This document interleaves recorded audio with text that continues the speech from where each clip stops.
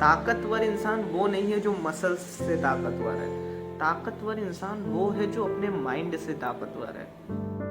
हमें टेम्परेरी, अब देखो चॉइस आपके पास है, आपको टेम्परेरी सोल्यूशन चाहिए, ठीक है, पकड़ के बांध के रख दो एक कमरे के अंदर, देखें क्या कर लेगा इंसान, भूखे प्यासे खाना वाना मत। These are the temporary solution.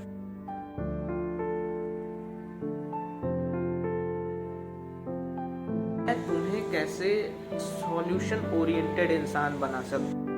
तो कहने का मतलब ये है कि इफ यू स्टार्ट थिंकिंग, ने मेरे से सवाल किया कि तुम्हें डर किस इंसान से लगता है, तो मैंने कहा कि मुझे डर उस इंसान से लगता है कि जो इंसान मेरे से बात कर रहा है बट बैक ऑफ माइंड वो सोच पा रहा है कि मैं इससे क्या बोल रहा हूँ, एंड वो स्माइल करते हुए भी वो बैक ऑफ माइंड वो सोच पा रहा है कि मैं स्माइल कर रहा हूँ। This is the very dangerous person. मतलब हम क्या बोल रहे होते हैं, हम क्या हंस रहे होते हैं, हम उस वक्त इमोशंस के अंदर होते हैं, बट अगर कोई इंसान इतना कॉन्शियस है, वो अपने हर रिप्लाई के पीछे उसको पता है कि वो ऐसा रिप्लाई क्यों दे रहा है, किस लिए दे रहा है, then this is the very dangerous person. और इस इंसान को कोई बीट नहीं कर सकता, इस इंसान को कभी भी कोई किसी ट्रैप के अंदर नहीं फंसा सकता।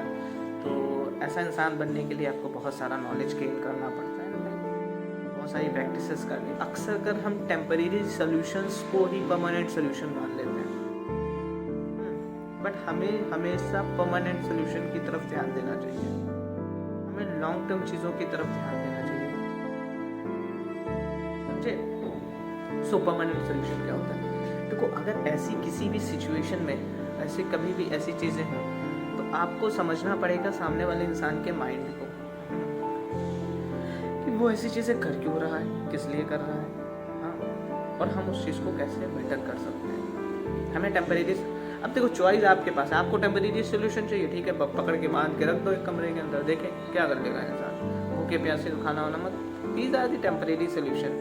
और उस वही है कि यार आप जिम के अंदर जाते हो, आप एस्ट्रॉयड ले लो, कुछ इनऑर्गेनिक सप्लीमेंट्स ले लो, जिससे आपके बॉडी भी बन जाएगी, मसल्स भी बन जाएंगे, एब्स भी आ जाएंगे, but these are not a permanent.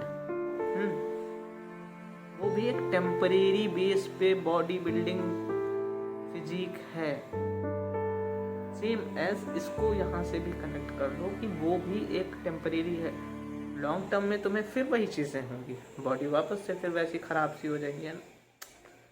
तो अब बट ये तो है, प्लस ये तो चलो ठीक है, कुछ डिसएडवांटेजेस भी तो हैं, कुछ साइड इफ़ेक्ट्स भी तो हैं, उन चीज़ों को भी तो देखो। अच्छा वो साइड इफ़ेक्ट्स क्या हैं, वो डिसएडवांटेजेस क्या हैं। जैसे जिम के पर्सपेक्टिव में बोलो तो तुम्हें हार्ट अटैक के इश्यूज आ सकते हैं, तुम्हारा टेस्टोस्टेरोन लेवल गिर सकता है, और भी कई सारी डिजीजेस तुम्हें हो सकती हैं। जब आप किसी इंसान के साथ जब ऐसी चीज़ें ऐसा बिहेव करते हो तो उस इंसान के अंदर आपके लिए इमोशंस ब्रेक डाउन होते हैं, उस इंसान के लिए आपके लिए अटैचमेंट्स ब्रेक डाउन होती हैं। तो कहीं ना कहीं वो चीज़ें भी एक साइड इफ़ेक्ट का पार्ट है, और ये ज़्यादातर पेरेंट्स नहीं समझते, ये ज़्यादातर एल्डर्स नहीं समझते, या ये ज़्यादातर गार्जियंस नहीं समझते हैं कि देखो इंसान आपकी बात कब मानता है। अगर इंसान किसी इंसान की बात मान रहा है, क्योंकि वो उससे ज़्यादा अटैच्ड है, वो उससे ज़्यादा प्यार करता है।